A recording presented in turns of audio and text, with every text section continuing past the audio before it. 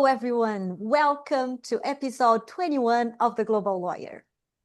As we record this conversation, it is 10 o'clock p.m. here in Brazil, but already tomorrow, 9 a.m. in Beijing, where our guest joins us. An almost quiet reminder of how this podcast, in its own way, unfolds across time as much as across borders. And that sense of displacement is not entirely accidental.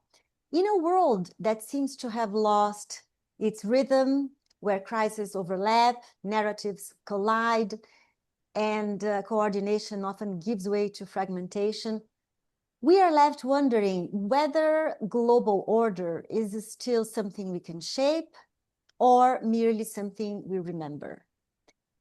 And yet, it is precisely in moments like these that international law insists on remaining relevant as a language, as a framework, and perhaps as a quiet promise that uncertainty need not mean complete unpredictability. But for law to play that role, it must engage with power, with geography, and with the shifting dynamics that are redefining the global stage. And that's where today's guest comes in. Marcos Vinicius de Freitas is a rare kind of thinker, someone whose career moves across continents and disciplines, bridging international law, geopolitics, and strategic practice with remarkable ease. His trajectory not only reflects the complexity of the world we live in, but also challenges us to rethink what an international legal career can look like. Professor Marcos, it is a true pleasure to have you with us. Thank you for being early in the morning speaking with us. You are so very welcome.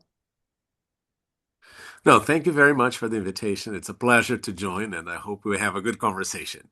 Yes, it's wonderful to have you here. And I have to say, we've been trying to align our schedules for a while now.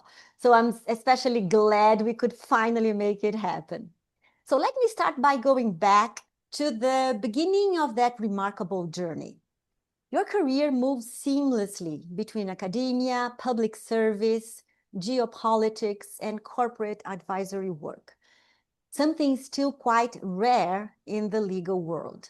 You have lived in Portugal, in the US, in Venezuela, in Argentina, in England, in China, in Georgia, not Georgia in the US, Georgia the country, and China again. And you have taught in France and in Oxford as a visiting fellow. And now you are in Beijing again. So looking back, was this a designed path planned by you? Or did it emerge organically as your intellectual interests evolved in time? And at what point did you realize that international law alone was not enough to understand global power dynamics?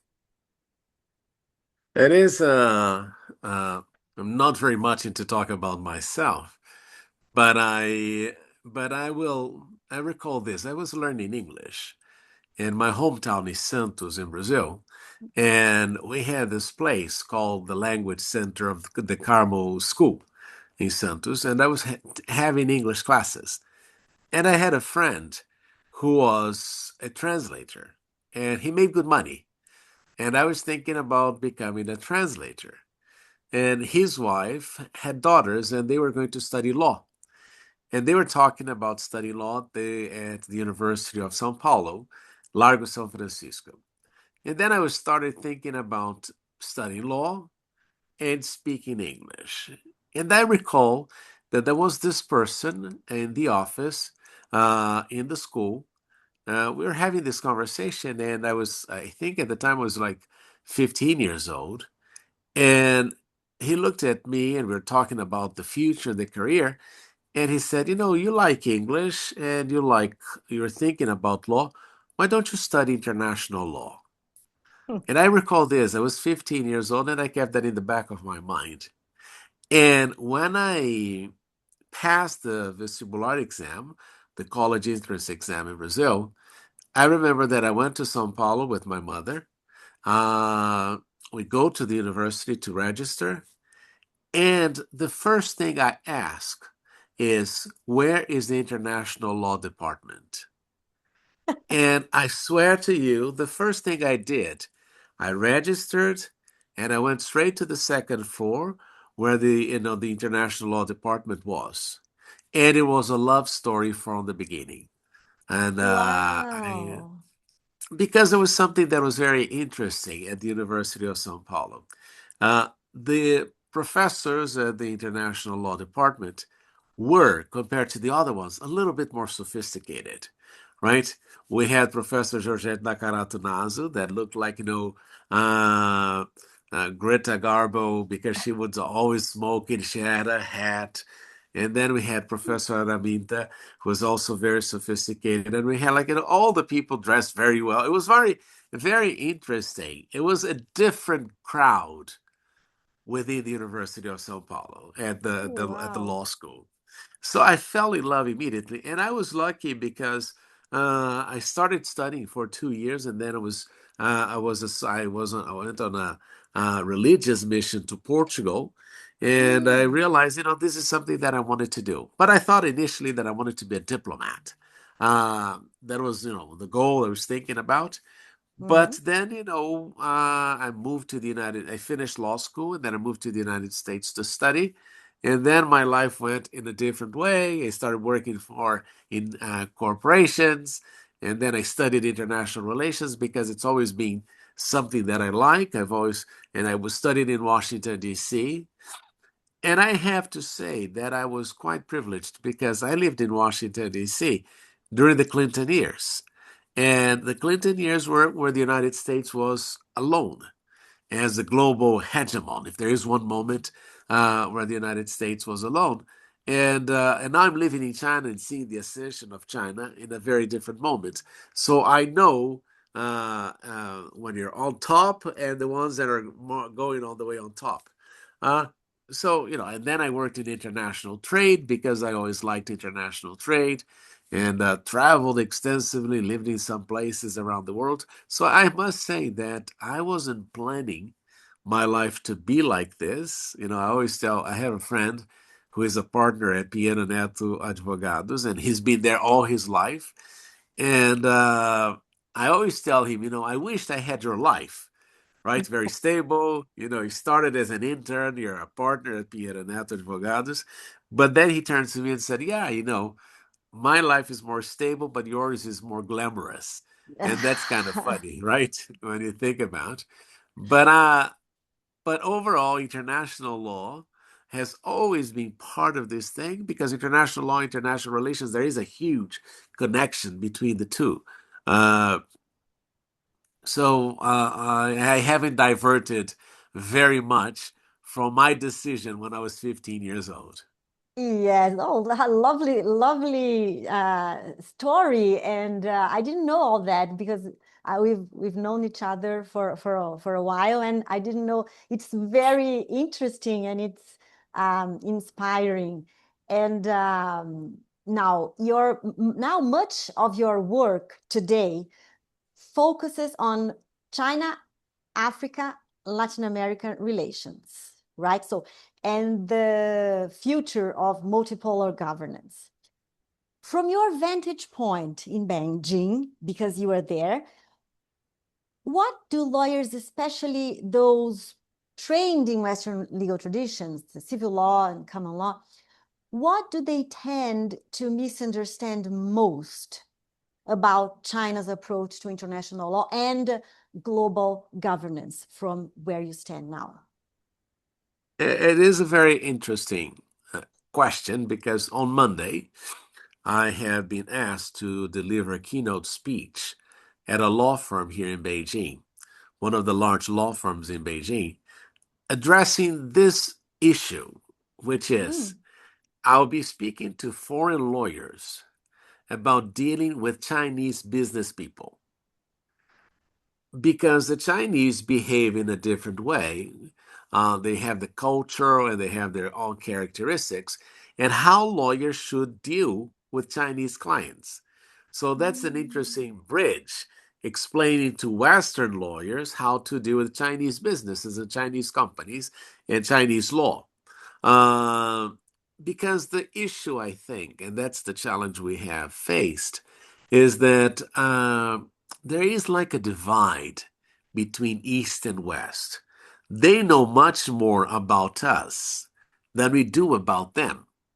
And that is a reality. You know, the reason China became, no, China was never part of my life until 2007. And the reason why I started dedicating and learning more about China when I was studying in the United States international relations, I studied Arabic because I wanted to work with oil. I Wow. should have studied Chinese at the time instead of Arabic, would be more useful. But I was surprised, for instance, that in 2009, Brazilians knew very little about China, and China had become Brazil's #1 trading partner. And this Right. lack of knowledge is not only in Brazil. You go to Europe and you think that the Europeans would know more about China, and it's not true. You go to Africa, you know, the Africans have major challenges because they still have to overcome the colonized mind and the relationship between the French and the Spanish and the Portuguese and all that. So, in China, as I tell the Chinese, China is the best kept secret by 1.4 billion people. Uh, because people, in general, they're not well informed about what has taken place in China. And they keep this negative image. A lot of it, of course, incentivized by the United States. I have to put the names Sure. because people think about communism and they think that China people are working for free and they have these slave conditions and all this, and they do not realize the great challenges and the great victories that the Chinese have had over time.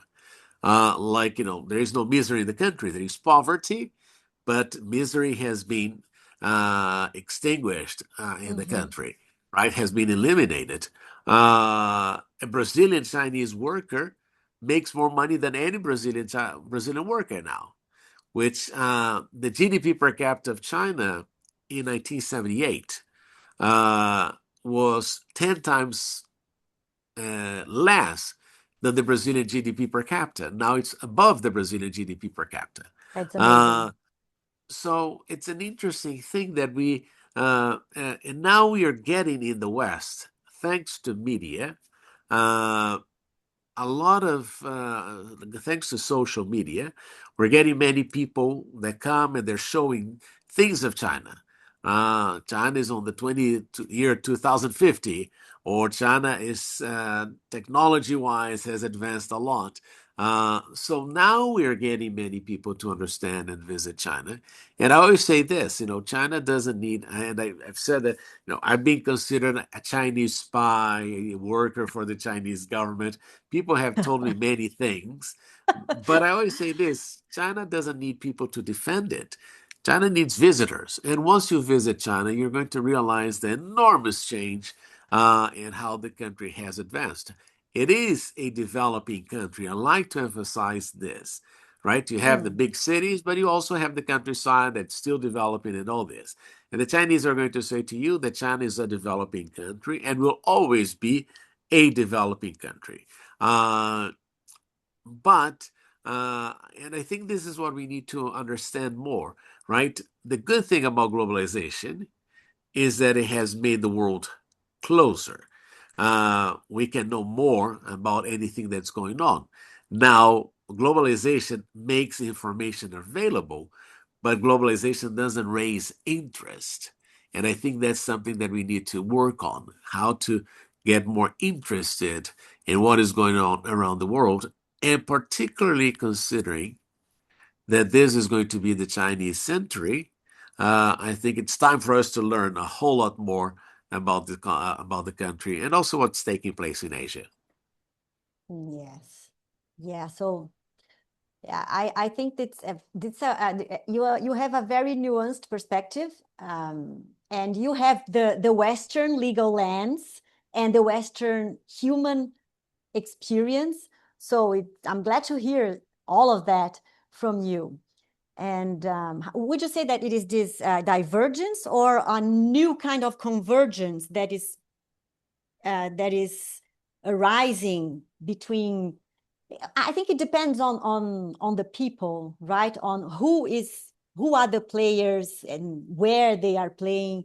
I mean, in the global economy, and because we have many settings where people interact when it comes to examining or observing West and East, right? I think that we are at a point of convergence.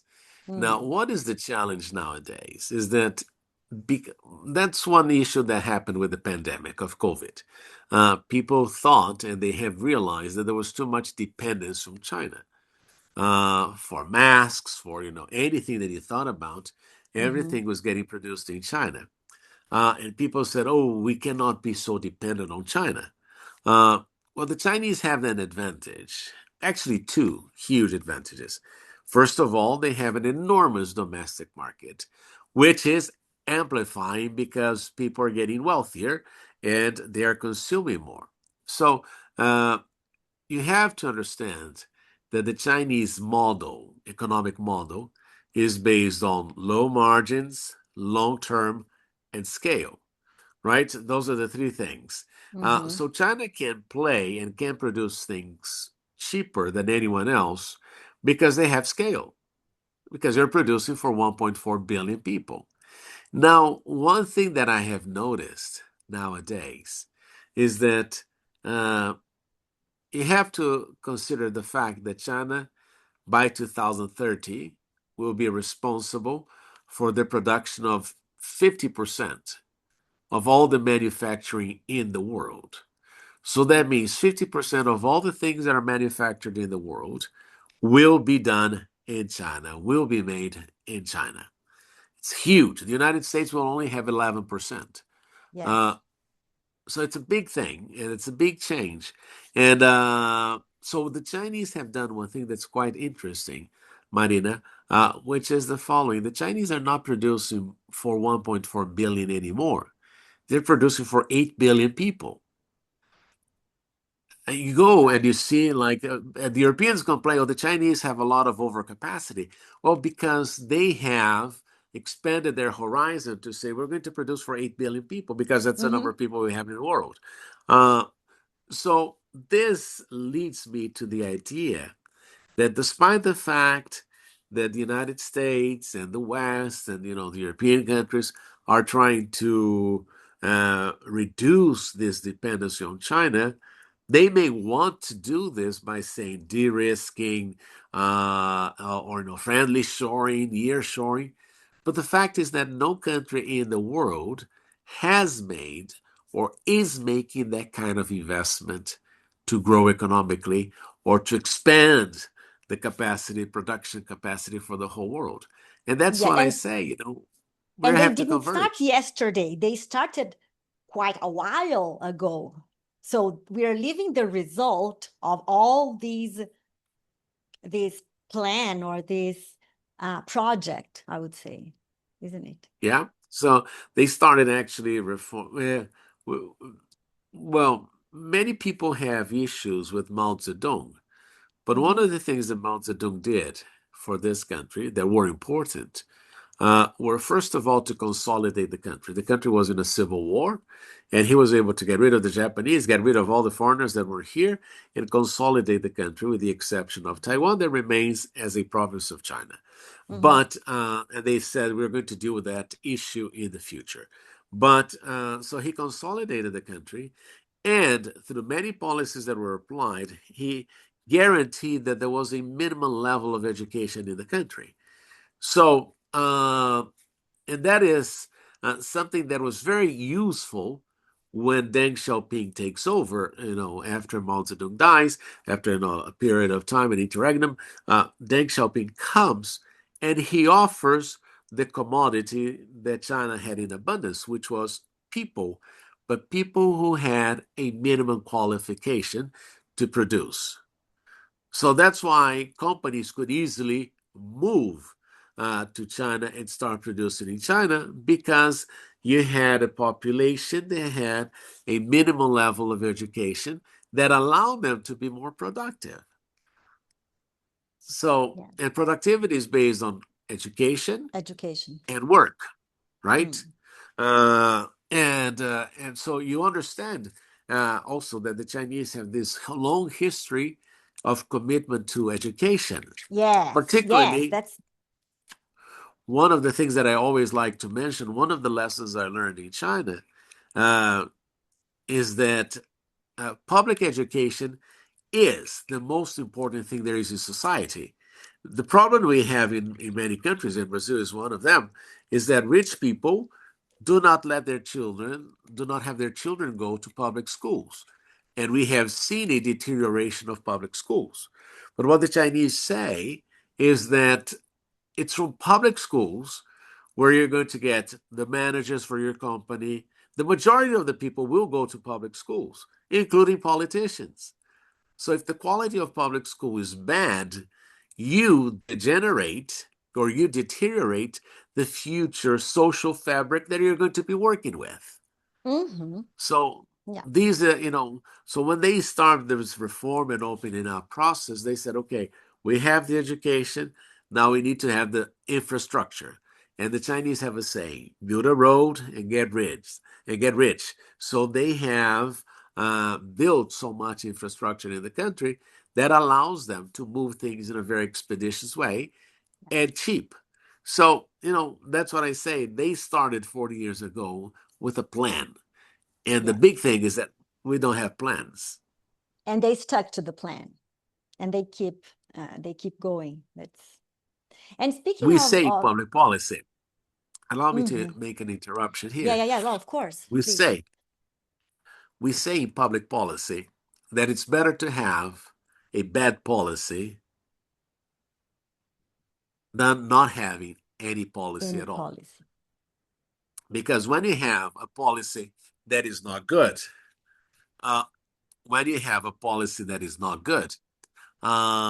you can always change it.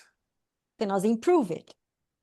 You can improve it. But if you have no policy, you have nowhere to go. Right? Yes. Yeah.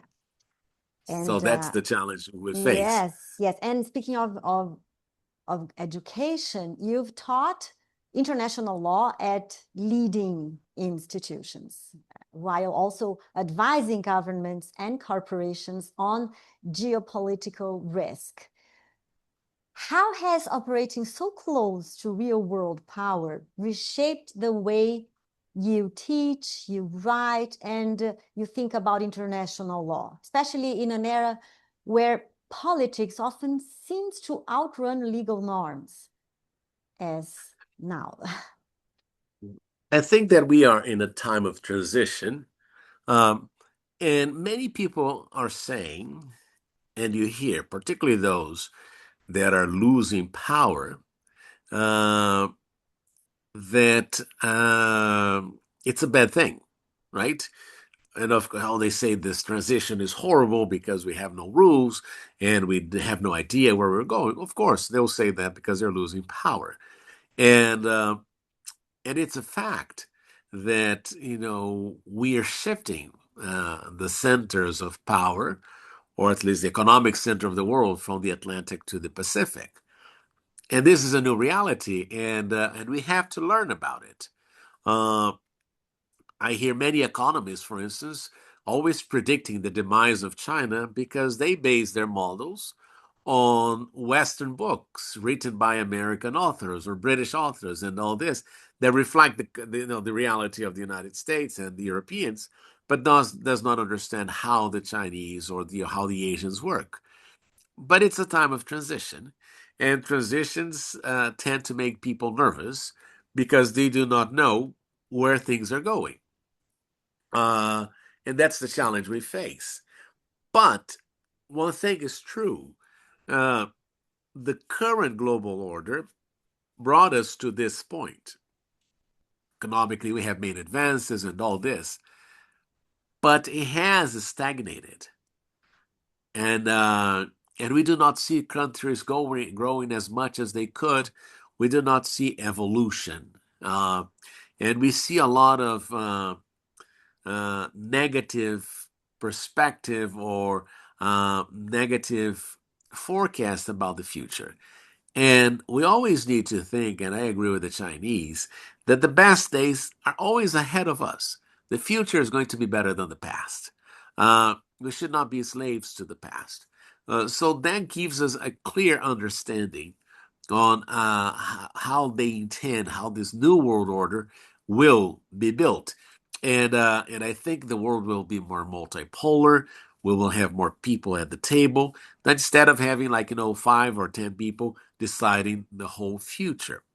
Now, there's one final thing that I need to emphasize here that I think is very relevant too, is that when we look into this change, it is a welcome change to the world, uh, because what you see, and considering the actions, for instance, of the Europeans and the United States, for instance, is that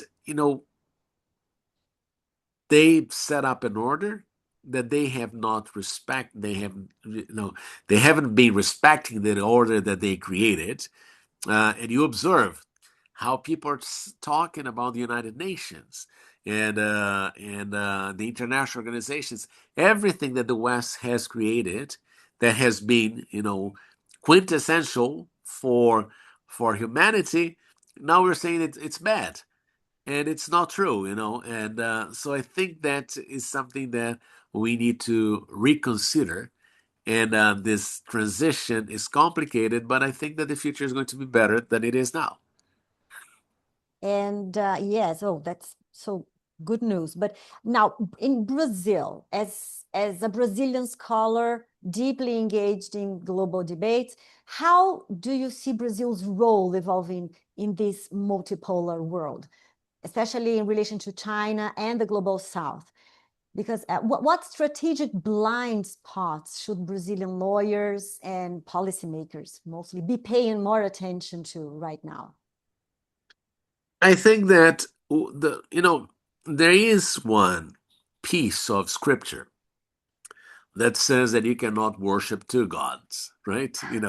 You cannot light a candle to two saints at the same time, expecting uh, to get your miracle, right, from one of them. And we say that a dog that has many owners will starve to death, right? So those are things that we need to take into consideration. Uh, in the sense that eventually we will need to make decisions. Uh, which side are we going to align? Not entirely, but we'll need to get a little closer. And we need to look around and shop around and see where the opportunities are. And as I always say, if you start looking around, most of the opportunities we have will be coming from Asia because that's where the growth is, right? So I always tell my friends, start learning Mandarin, start learning about Asian culture, and start traveling to Asia. It's not going to Disney anymore. That is going to be necessary for you to grow your business because growth will be coming from here because that's where they have most of the population in the world. India and China have, Yes.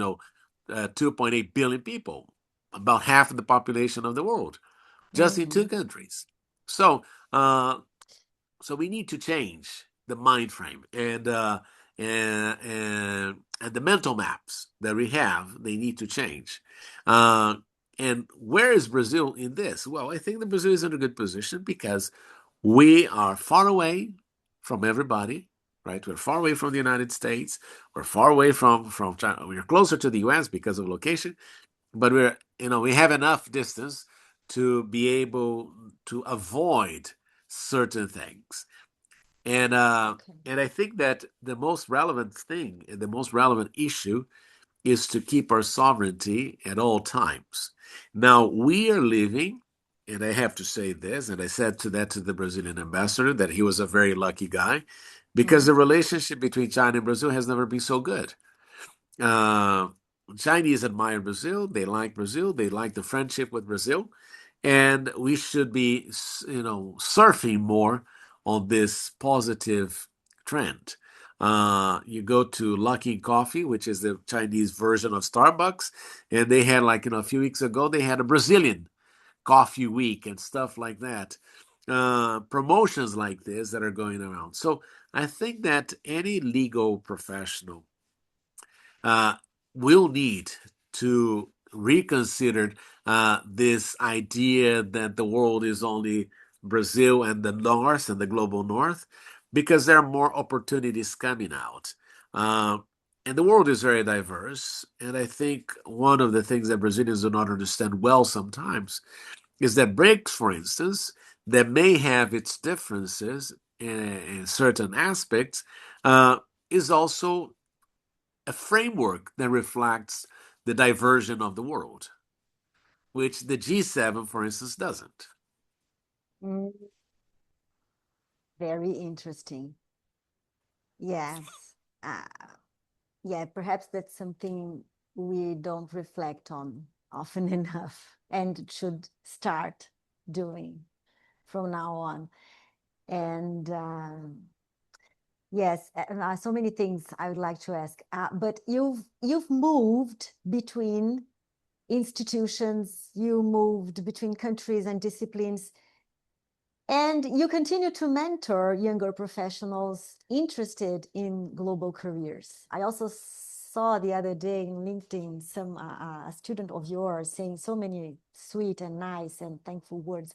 So if you were advising a young lawyer today who dreams of an international path, I think I already know what you're going to say, but that goes beyond traditional practice, what mindset or what intellectual courage do you think matters more than any specific credential? Well, there are so many things that we could mention in relation to that. But if you want to have an international career, and I used to teach at FAP in São Paulo to students that wanted to study international relations, and said, well, you have to have three things, basically. One, you need to like traveling.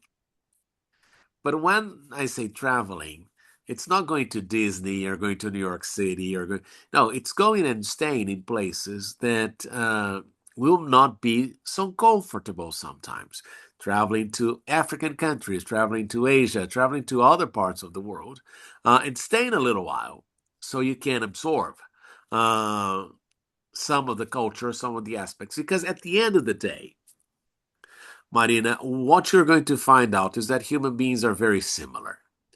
We like to emphasize the difference, but at the end of the day, we have the same feelings. We want the same things, and the difference is details, right? Religion is a little detail, but we want the same things, right? Overall. So I think, enjoy traveling, enjoy getting to know the world, and have an open mind. Uh, because if a country has some positive things, other countries will have other positive things. And, you never get like a place that has 100%. But you should not Sure. be comparing, right? Because the more you see the difference, the diversity is what makes things more beautiful. So I always say that, enjoy traveling, right? As enjoy traveling as an opportunity for you to learn. Second thing I always say is that you need to like foreigners. It's an important thing, right? There are many people that, and we have a term like xenophobic. No, there are many people that do not like foreigners, and that's just the same. But I always say, liking foreigners is not only liking a certain category of people. You liking foreigners because every person in this world has something to teach you. Yes, yes. So have that in mind. And the third thing that I always told my students is that you have to enjoy traveling, you have to enjoy people, and you have to enjoy languages, right? And the more languages you speak, the better it is. So nowadays, what are the languages you should be studying? Well, Spanish is important because of the region, right? We are inserted in Latin America. Mm-hmm. English is essential because it has become a universal language.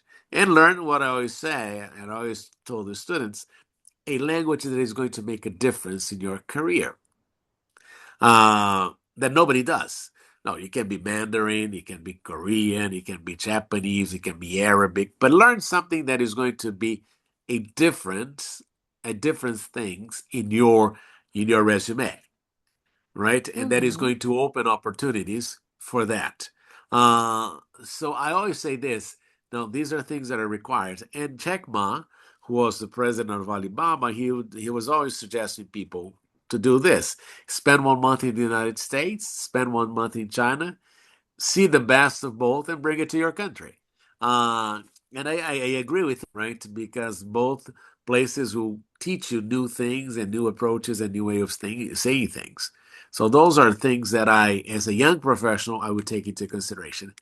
And Great. remember, Mm-hmm. finally, here that the world at the end of the day is a very small place. In 24 hours, you can be anywhere in the world.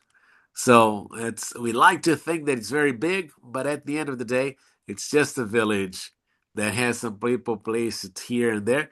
But nowadays, with the technology, we can do it. We can travel, we can interact much more than ever before. Mm-hmm. Yes, and I think that comes out to having an open mind. I think that open mind is what uh, brings you or takes you to all of that that you just described. So I think it's a mindset and a lifestyle that you embrace so that you can achieve all of that you just pointed out. That's You the know, real part. um, Yeah. you have to have, those little plants that you put in a little cotton and you can move around. Yes. Right? I always Yes. say that you need to be like this, right? In a way that you can be here, you can be there, you can be everywhere, right? Because that's the way life is. We're going to change jobs, several times. We're going to change Yes. places where we live. So you need to think that sometimes we'll change countries too. And you Mm-hmm. have to be, adapt quickly to learn the things and from the new place. You have to have what I call hydroponic roots, right? You can actually Yes, because you move can be, around. yes, to be able to be moved, but transported Yeah, and so transferred. you should It's a move around, it's a and very nice. you should not Uh, try to I have to have deep roots and everything, because at the end of the day you're gonna die and you're going to leave this world. yes, So and you're gonna so be stuck in. enjoy it while you can. But of Yeah. course, each person has his or her own characteristics. Like some people like to stay in the same place forever. Uh, I'm Yes. glad I had the chance to see the world. And I'm glad that I have been able to see and change my mind. Eventually, many of my friends will say to you that I thought um, I had a certain line of thought before I came to China. And Uh-huh. China Uh-huh. really changed many things Y- many of my Yes. approaches and many of the perspectives I had. Uh-huh. So, we need to be like, open to the world, open to learn, and also realize that perhaps what you thought is not the most correct thing, right? And you need to Uh-huh. be open to understand new realities too.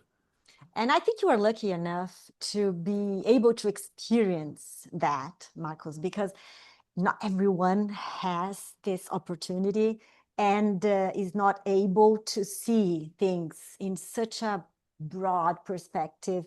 And thank God you have had this opportunity, and the world is giving you um, this this view of the world itself. It's really really fascinating, and oh my God, I have to say it's a pity we're running out of time, because this is one of those conversations where you feel there's still so much more to explore. You have to come back.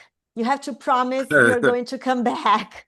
uh, this year we're going to make it happen again because there's so much we could go on speaking about. I can't thank you enough for such thoughtful and generous reflections, Marcos. It's been a real pleasure and a truly enriching to hear you. Do you have any other things to please say something No, else? no, I think I like Confucius because Mhm. he says one thing, he gives a lesson that is very interesting. Uh, if I sold chicken and you sold pork, like you sold pigs, we would trade. I would give you one chicken, you'd give me one pork. At the end of our trade relationship, I would go home with one pork, one pig, and you'd go home with one chicken. Mhm. But Confucius says that if we share ideas, if you share one idea and I share one idea, at the end of the conversation, when we go back home, we will have two ideas instead of only one thing. That's So so this is the so important. lesson. This is Wow. the lesson that I think we should be able to learn from each other and enrich each other, because at the end of the day, when we go back home, instead of seeing the world one way, we'll have two ways of seeing things. And we'll have two ways of interpreting realities and undoing things.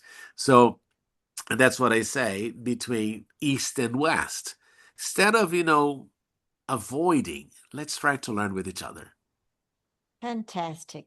I had even prepared something to quote, but Confucius is perfect. I'm not going to to to interrupt and to say anything else, because what you just said is exactly what should inspire us every day from the moment we open our eyes. And hopefully we can put all of that into practice.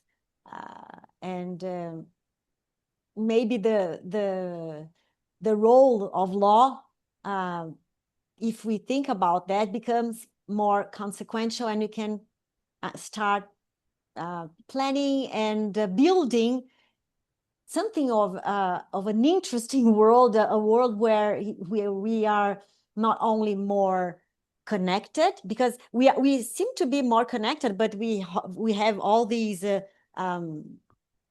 conflicts going on right now. So I love that what you said about Confucius, and we're going to end there. Thank you so much, and for everyone who is with us, thank you all for being here. And until next time, as we keep looking at law beyond borders. Thank you all. Bye bye.